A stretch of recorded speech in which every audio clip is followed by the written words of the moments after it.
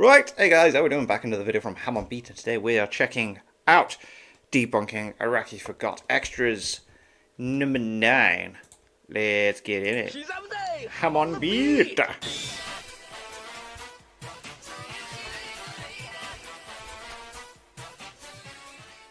Welcome back to another episode of Debunking Araki Forgot Extras, where I respond to JoJo fan questions that I didn't already cover.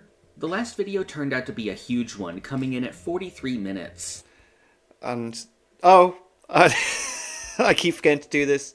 The rules, if it starts doing anything after Stone Ocean, so it starts getting into Steel Ball Run and further territory, so 7 onwards, I'll be pausing, skipping, and potentially finishing the video early.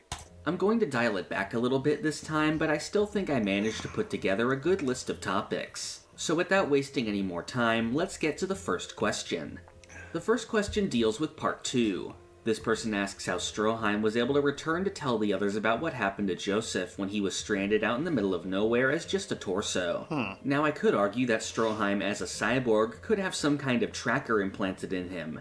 However, there's a very clear explanation already, which is the fact that Joseph told Speedwagon over the radio which island he was flying to, so everyone would already know where to look to rescue him. Oh yeah, that makes sense. Okay, yeah, cool. The next one deals with Dio's imprisonment in the coffin for Not the coffin again. What now? for 100 years, spanning from the end of part 1 to shortly before part 3. This person asks why Dio didn't stop thinking like Kars, since as we know, Kars was eventually driven insane from isolation after being stranded in space.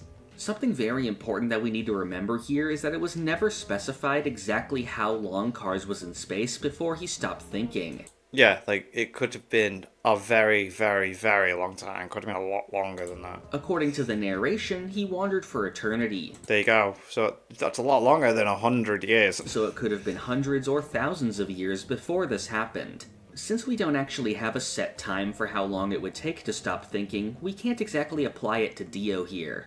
I'd also personally argue that Dio has a stronger will than Kars does, as the ultimate embodiment of evil in the series. This person also asks how he was able to survive without oxygen, but of course, as a vampire, this wouldn't be an issue for Dio at all. Breathe. This next one is about the poker game between Jotaro and Darby in part 3. There, Jotaro was able to bet the souls of Holly and Kakyoin despite them not being there. This person asks why Jotaro couldn't have bet Dio's soul in the game. This is a surprisingly common question you'll find people asking online, despite it being sort of ridiculous. Dio's soul isn't Jotaro's to bet.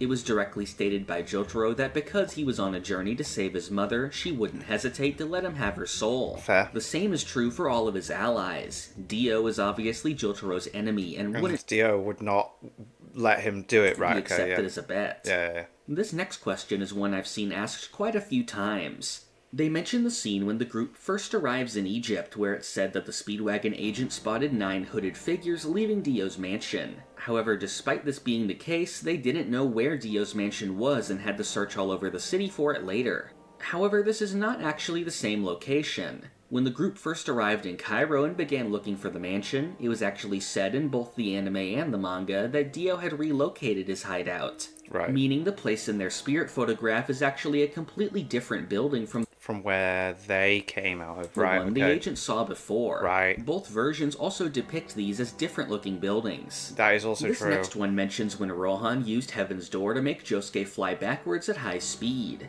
They said that despite this being useful, it was never used again. However, this is incorrect. Rohan has used this ability more than once, and the time being mentioned by the comment isn't even the first time it happened. He originally used this on Koichi to save him from the Ghost Alley. That's true. After this point, you also need to remember that Rohan doesn't actually get into a lot of fights in Part 4. And his preferred method of defense with his ability is usually to prevent people from attacking him, like he did when he was first introduced. His next major appearance was his fight with Ken, when he was unable to use Heaven's Door at all due to 1/3 of his ability being stolen. Next was the dice game, which wasn't really a fight, so he wouldn't have used this power anyway. Then we have Highway Star, where he did use it on Josuke. And then Cheap Trick, where he couldn't actually use his ability on the stand due to it being part of him. Finally, in the Bites the Dust arc, Rohan was temporarily killed by Killer Queen, and using that ability wouldn't have done anything to stop that either way. In case you're wondering, the Thus Spoke Kishibe Rohan stories also don't really feature situations where this power would have been needed. Okay. This next one is a common question I got after discussing the time loop near the end of Part 4. Back then, people asked how it was possible that Hayato's book had future events written inside of it when this was the first loop. There I explained that this was actually the second loop, not the first. In the first unseen loop, Rohan discovered Kira's identity from Hayato and was killed by Bites the Dust. Yeah, I thought... Yeah, like, that's... What? Like, there's been a loop, hence why things are there. That's part of the mystery and the reveals of when they're going through the loop. It's like, oh, this has already happened. That's what makes it interesting. What? Then in the second loop, which is the first one we see, when Rohan read Hayato, he saw future events in the book that weren't there before, causing him to learn Kira's identity earlier than he normally would have, and he dies again. Then in the third loop, Rohan was left alone and died automatically. As for how Hayato didn't remember the first loop, I explained that he wrote it off as a dream. These comments don't seem to buy that explanation, since seeing events like the teapot breaking would have made him remember regardless. However, as I'm sure everyone watching this video has experienced, you can end up forgetting your dreams almost instantly after waking up. Yeah, I have moments where I'm like, wow, that was a really cool dream, and then be like, what actually happened in it? Or like, who was that person I was talking to? Or that you just remember it being either enjoyable or you remember more of the emotions it made you feel than the actual events itself. So yeah, I get behind Even if that. you're trying to remember or if something happens again, you can still end up forgetting, since often your brain will actively prevent it from being stored. I'd argue that it makes sense that Hayato wouldn't remember the previous loops until at least his second time around. Something I neglected to mention in the video was that the manga itself directly alludes to there being 4 loops rather than 3. Kira says that Hayato must have lived through that morning 4 times before coming up with his plan. The next question deals with the time period that the Thus Spoke Kishibe Rohan chapters are set in. In recent videos, I've mentioned the fact that the newest chapters of the series are set in the 2020s, years after the conclusion of Part 6. Right. However, okay. I've gotten a lot of comments pointing out that the series actually takes place around Part 5, due to Koichi learning Italian from Rohan in one of the chapters. However, there's a bit of a misunderstanding here that I'd like to clear up. The scene being mentioned comes from the anime adaptation of At a Confessional, the first... Ah, right, these are made up for the actual anime, aren't they? They're not in the manga. They were done for, to have some sort of continuity with Rohan chapter. fans Here of the Koichi anime. mentions his upcoming trip to Italy in Part 5, placing this around the year 2000. However, this scene only exists in the anime and is not present in the manga. That isn't too important though, since the manga itself for At a Confessional still places it in that time period. Rohan says that his trip to Italy came during his hiatus, which began after he was defeated by Josuke in Part 4. However, this does not mean that the entire series takes place here. In the second and third chapters, Mutsukabe Hill and Millionaire Village, which are said to take place pretty close to each other, Rohan's age is listed as 27, which would place the story around 2007. We do need to remember though that when it comes to ages and times, JoJo isn't exactly consistent, which I've made a video on before. And I don't think I've checked that out because I'm worried that it's going to be 7 and onward stuff. So that third chapter, Izumi mentions an event in 1989 taking place 23 years ago. That places the chapter in 2012, and since that's a more specific figure that actually lines up with the year the chapter was released, I think this is the actual date where it takes place. Regardless, both of these explicitly place the chapters years after Part 5 had already happened. The presence of more modern technology also places these chapters sometime in the future. that would make sense. Subsequent chapters don't really mention their time period. They could be days or years apart from each other. Although I think it's most likely that they take place around the time they released, which is true for most of the other chapters. The chapter Hot Summer Martha is directly stated to be in 2021 and leads into 2022, following the COVID-19 pandemic. Right, yeah. The next chapter, Drip Painting Style, is also set after this one. So the only one actually set before Part 5 is that original chapter, with the others happening at least a decade later. This question asks why in Part 5 the gang didn't just use Moody Blues to find the boss's face in the church, where they knew he had been, instead of traveling to Sardinia like they did. I thought it was made pretty clear that their first priority was to escape from the city since they were surrounded by agents of the boss. pursuing sensitive information directly related to the boss's past was also relevant, since it forced Diavolo to go after them on his own.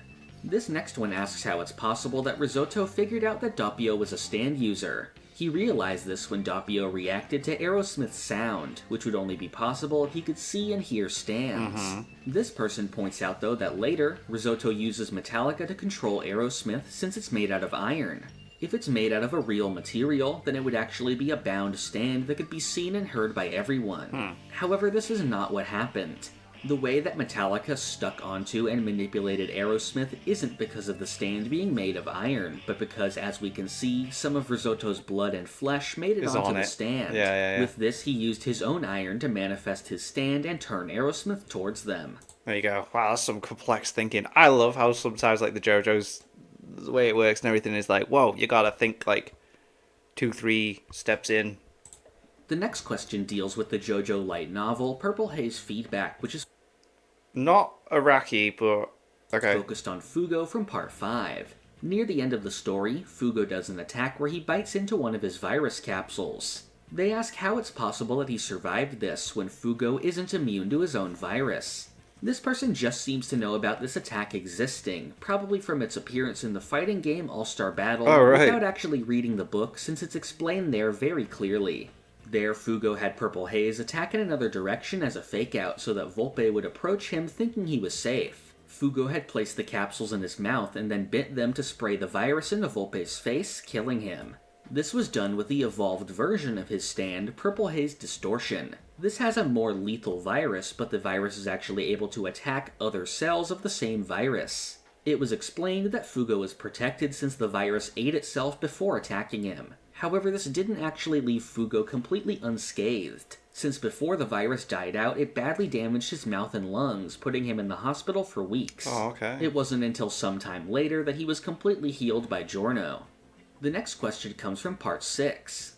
Oh right, so Giorno comes into it as well. That's cool. Alright, cool. They ask how Dio knew that those specific 14 phrases were the ones that had to be used in his heaven plan. This is similar to one I already answered in a previous video on why the coordinates were necessary for the plan. However, in this case, it's actually kind of the opposite answer. The actual phrases themselves don't really matter here. Their purpose is to serve as a kind of password, so that the green baby will definitely know to trust the person who says them. And more so than the words themselves, it's actually the action of carving the words that is the most significant. By physically altering his stand, which is also the embodiment of his spirit, Dio had an influence over what stand it will be transformed into through the green baby. So since Dio had carved those words into his soul, the green baby subconsciously knew those words. And more importantly, the act of carving them was also his way of physically inscribing his will to attain heaven onto his stand. And so that will lived on through the green baby to create the stand power necessary for the plan. The next comment asks about a moment from the end of the fight with Jailhouse Locke. Here, Mew Mew fires at Jolene more than 3 times. Since Jolene can only remember 3 things at once, Jolene will forget the first bullet and she won't be able to see it. This person asks how it's possible that Jolene was able to see all the bullets using the reflection since there are still multiple bullets to remember. The thing that's important here isn't so much the number of bullets, but the sequence these events take place in. Mew Mew's bullets aren't all fired at once, they happen in an order. Each shot becomes a new memory because it's a new event taking place, overriding a previous bullet. However, the reflection shows all the bullets at once no matter how many have been shot, which is a single event which isn't overwritten by the appearance of a new bullet, which is... Yeah, that's what I thought. Like, looking at them all different, if it's a reflection, the reflection is just one thing happening, isn't it? Is why Jolene is able to remember it. This next question asks why when Weather got his memories back, the properties of his stand completely changed. They say that after getting back the disc, he could suddenly no longer change the weather and instead makes people mutate. This is pretty wrong on multiple levels. As I'm sure most people remember, Weather absolutely maintained his normal control over weather after getting back his memories. We see him using lightning, detecting changes in the air, altering air pressure as an attack, and freezing the blood. Now for the main snail mutation ability of Heavy Weather, this is also directly explained in the story to be as a result of changes to the weather.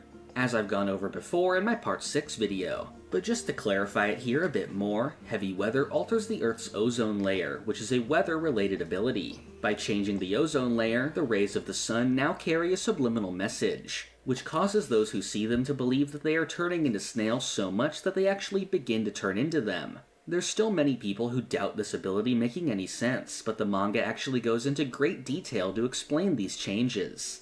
As Pucci says, subliminal effects can actually cause biological changes. The examples he gives are people being shown subliminal images of food and drinks, causing them to actually crave those things. He also mentions people aging faster from just willing themselves to do so, and stress being able to cause stomach ulcers to appear in people. Like any JoJo ability, this basic concept is taken to its extreme, with a more powerful subliminal effect causing a more drastic change.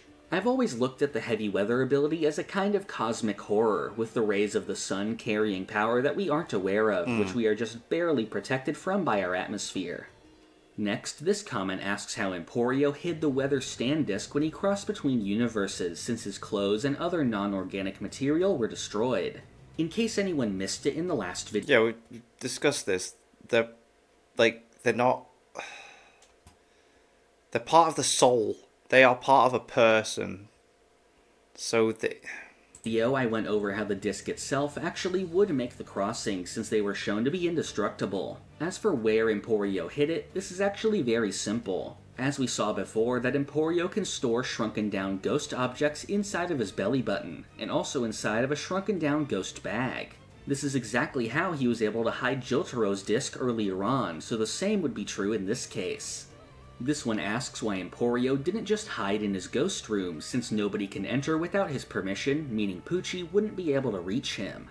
This question is just really strange, since the scene being discussed here was actually all about Emporio going to the ghost room, and that was the location of his final encounter with Pucci, so I just don't get how it's possible to miss this. However, there's another misunderstanding here when it comes to Emporio's room. It was never stated that someone needed permission to enter it. The fact that Pucci himself went into the room is proof enough. I mean, yeah, he's there. They're in the room, like... Okay. But we also have the other example of Mew Mew entering it during the jailhouse lock arc. Anybody can enter the ghost room as long as they realize that it's there. This question asks how it's possible that Emporio had two stand discs inserted at the same time. I assume this person is referring to Weather Report, which he got from the disc, and his original stand burning down the house. However, burning down the house does not come from a disc, and this was never even implied to be the case. The only stand disc Emporio ever inserted was Weather Reports. Yeah. I'm guessing this person is mainly confused about Emporio seemingly using two stands at once. Same time, However, as I've gone over before, this is not an issue whatsoever. First of all, even if Weather Report were to replace his original stand, this would not make the ghost room disappear as people seem to think. The ghost room already exists independent of his ability. His stand is just used to draw the ghosts out. As we saw in Deadman's Questions, and even back in Part 4, ghost locations and objects exist totally separate from this. However, the more important thing here is that nothing ever suggested that it wasn't possible to use a second stand from a disc. In fact, it happens multiple times. Back when they first got the Star Platinum disc, Jolene inserted it and even briefly used the stand before it was ejected. And later, Pucci inserted a stand that caused water to boil into FF, which didn't affect her current ability at all. So Emporio would absolutely be able to use Weather Report from a disc, although probably only temporarily. Next is another Emporio question. This one is confused about how fate works in the second universe. Since this was the universe where heaven was in effect, and everyone knew their own future and couldn't be changed, how did Emporio manage to trick Pucci into changing it? If him deciding to trick Pucci by holding up the disc is going against his own fate. Well, this is a bit of a misunderstanding, since the fate being talked about here is more about the big picture. If you remember back in the Bites the Dust arc, certain things always continued to happen since they were fated, despite minor changes taking place. Like the deaths of the characters and the breaking of the teapot. Teapot, yeah, I was about to say, that same principle is true here. Happens every time. It was said in Part 6 that in the new universe, small changes are possible, but the main course of fate will always be the same. So Emporio is able to make smaller changes as long as they don't go directly against fate. So, for example, his thoughts aren't fated. He's able to perceive what is happening, and he has prior knowledge he otherwise wouldn't, which is of course the whole point of heaven in the first place.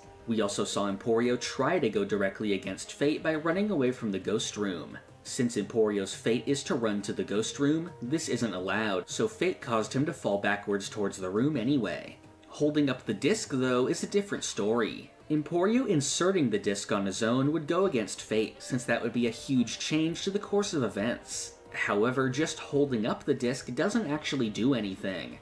The real key to solving this problem is Pucci. Remember that in this world, Pucci is the only one exempt from fate, since he's controlling the shape of the world with Made in Heaven.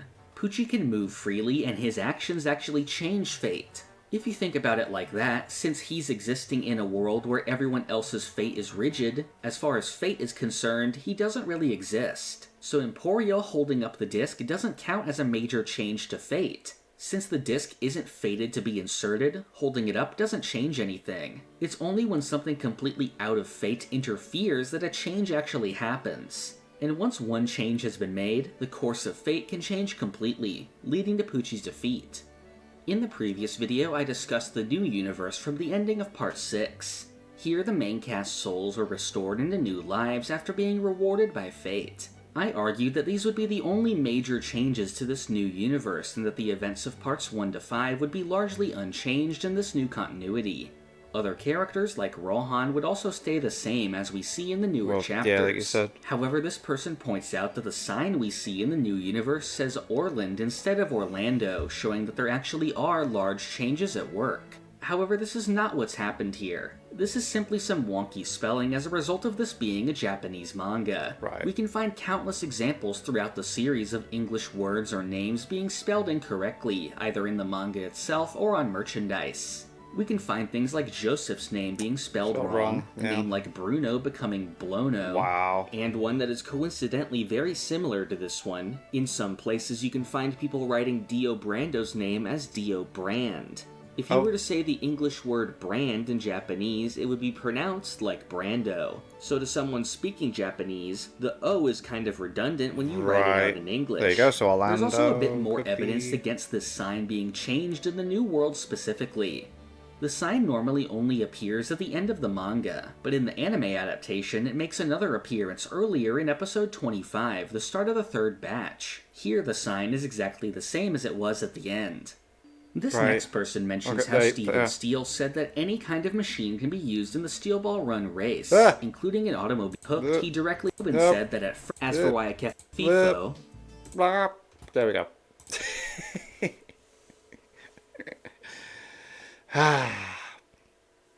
I'm excited for next year, though. Like I said in the last one, I've seen that you can pre-order Volume 1 of Steel Ball Run manga. There's no art or anything, but like it's there. So next year, Steel Ball Run manga gonna be a thing. Gonna be checking that out, and who knows, potential Part 7 reaction-y stuff. But we've still got Part 10 and 11 of these to check out, so we'll be checking out soon. And yeah, thank you very much for watching. Click like and subscribe. Pixel Party Pals! Pixel Party Pals!